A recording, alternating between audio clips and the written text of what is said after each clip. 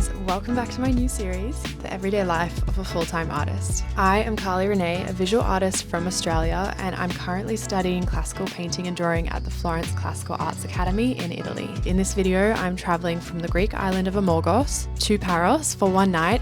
The boys about to come so hard, and my cheetahs are... Gosh, that was rough. And then I'll catch a boat from Paros back to Athens, and then a flight from Athens to Florence and straight back into art classes at the Academy.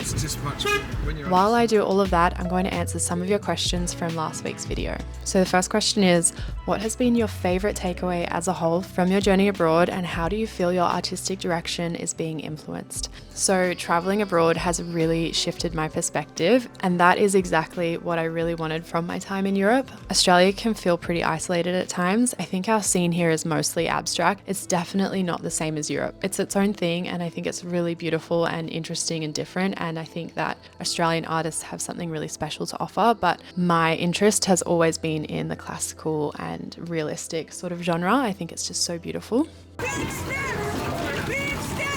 So from my trip, I really just wanted to change my perspective. This ferry is running 1 hour behind schedule. I have a flight to catch at 3:45, and apparently we're not going to get in until 2 o'clock.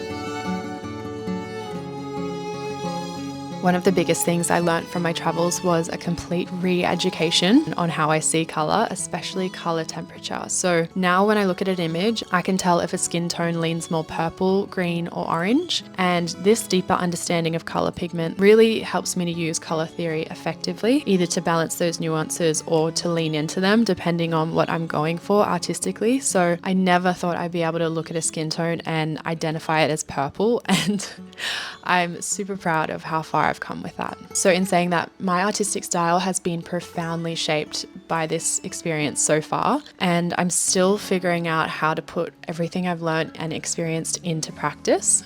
I think it will take some time before I can fully translate the ideas and everything that I've got going on in my head and embody that in a new collection. But the most transformative experiences were visiting the galleries and standing in front of the works of the old masters. These are the images that keep replaying in my mind, and when I close my eyes, I find myself reflecting on the pieces of art that fundamentally changed me as a person. I just remember spending what felt like hours in front of these incredible artworks and just really trying to absorb as much of the art and the technique and the color and the presence of the work as I could, and that was really special to me. A lot of people have asked how my work has changed and how I plan to approach my art going forward. The most crucial insight I gained from observing the old masters was their unparalleled ability to make every painting feel like a complete scene. They used a lot of techniques like compositional principles, symbolism, and color temperature, giving each artwork such a profound depth, and I feel like this is definitely an element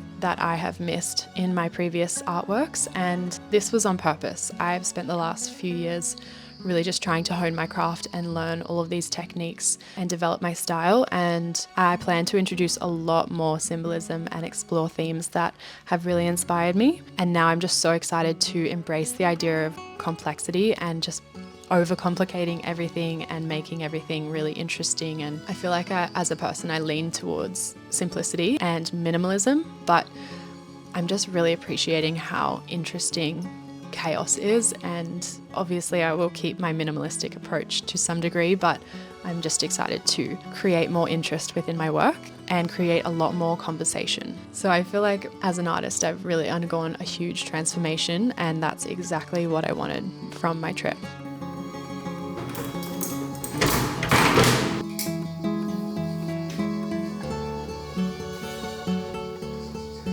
I am back from Greece. I had the best time. I fully got to decompress and just really recenter, which was amazing. I've only got 2 more weeks of art school and then it's all finished. So this time has gone so fast, but I feel like I've gained a lot from the experience. I also feel like I would have gotten so much more from it if I had been able to be a little bit more present. All in all, it was so amazing, but I am ready to just give this next 2 weeks my full attention and really try to take as much as I can from this experience. And I am like beyond excited to get back home and get into the studio and create a new body of work with everything I've learned and just create some really beautiful artworks.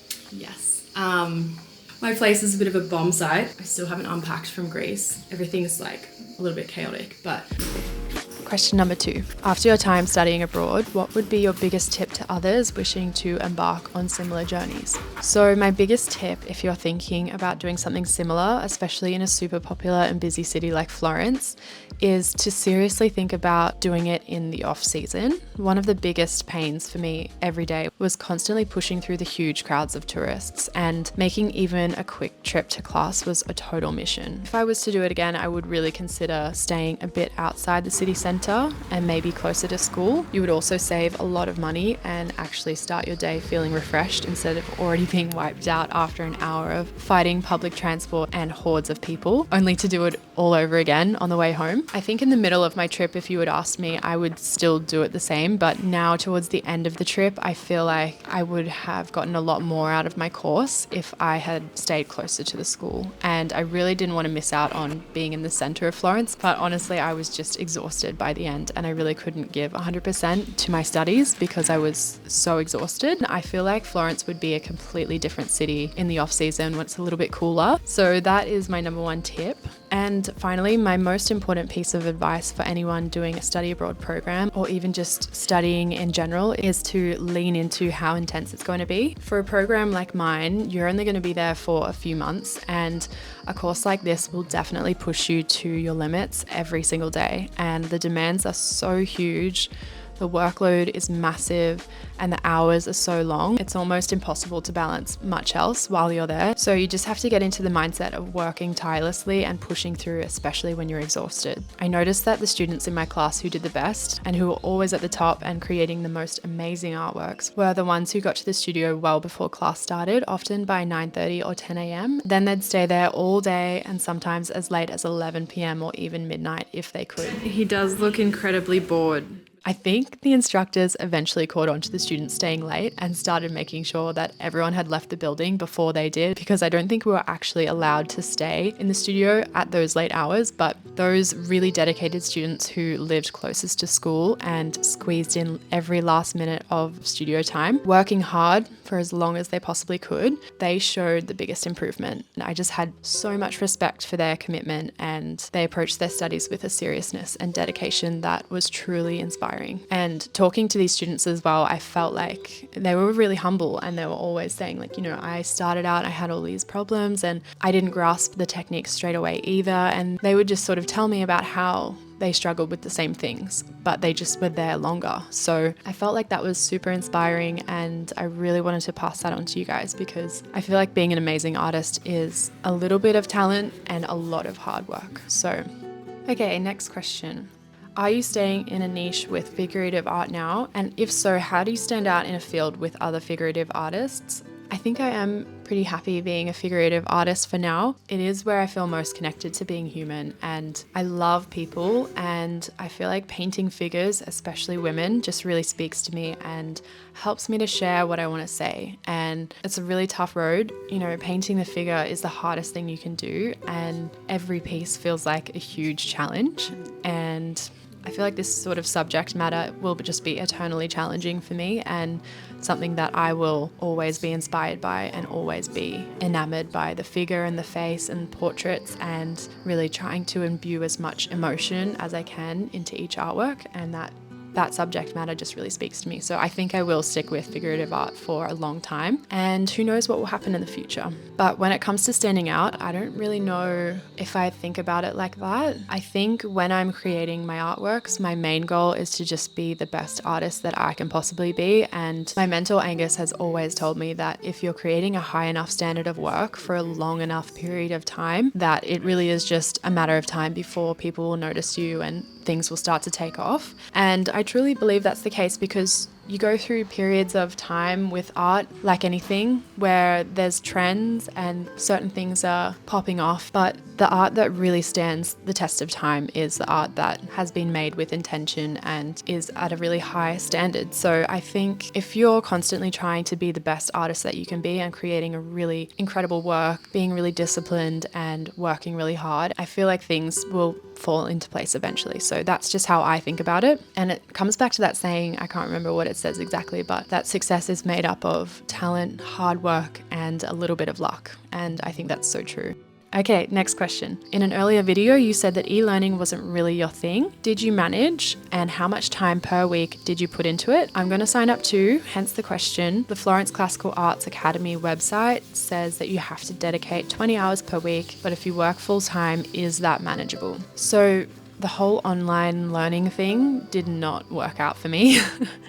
I'm just being so honest with you guys. I was really trying in the first few weeks to do the online modules, but for things like perspective that are very analytical and mathematical, I really struggled because I needed to do it in person with the teacher and for the teacher to see my mistakes as I was doing them. I felt like I got so far down the road with my sketches when I was doing them at home, and then I'd send them for homework to the teacher and just everything was wrong, and it actually made me really upset. I felt really low when I was doing the online modules, and some of the people in my class actually really thrived with the online modules, and those sort of people were more analytical and, you know, good with numbers, good with reading and lots of documents, whereas I'm a very visual learner, I'm very hands-on. So I feel like for really creative, right brain type people, it's very challenging to commit yourself to this online medium. And so I think for me, it just wasn't my style of learning, and I ended up going to my classes in Florence very behind. I ended up just letting the online segment go, and when I got to Florence, I had a meeting with some of the admin team, and I was just so stressed about the fact that I hadn't completed the online segment. The school was really good about it. They said that it wasn't a problem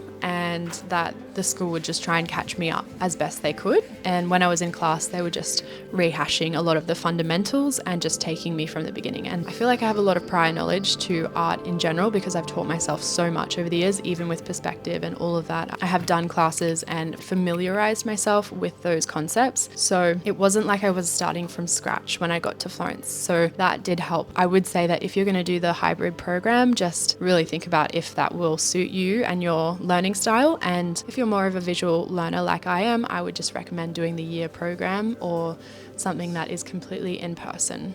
Okay, next question. One thing about your videos is you're rich in a life filled with inspiration. Do you have a philosophy that guides your art? I've tried to develop my philosophy throughout my career. I really appreciate that comment. I used to go through life thinking that everyone thought about the world the same way that I do, like as deeply as I do. But as I've gotten older, I've realized that it's not that common to think about things so deeply, and that most people are just moving through life doing the same thing. And that's totally okay to do that. But the way I think about life is pretty full on. And to be really honest, I feel like I'm constantly thinking about spirituality, and I think this ties into my next collection of artworks coming back from Florence. I feel really inspired by life, but I'm constantly thinking about why are we here on earth, and I'm always having these super existential thoughts. Making these videos for me is really cathartic because I feel like I get to talk about the things in life that actually matter, and I feel like I can have a connection with people that isn't just surface level. When I meet people, I love understanding who they are as a person and the experiences that they've gone through in life. When I was in a job where I wasn't happy and not fulfilled, I just felt like life had no meaning. And now as a full-time artist, my life is 10 times harder and so unpredictable, but I feel like my life has so much more meaning now, and that is what's most important to me in this life. And I think if you want to have a